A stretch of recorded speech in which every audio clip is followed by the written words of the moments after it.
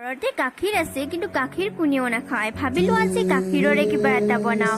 তাকে ভাবি 3 পোৱামান গাখীৰ গেছত তুলি দিলো আৰু অকণমান গৰম হোৱাৰ পাছত তাত চেনি একাপ ঢালি দিলো।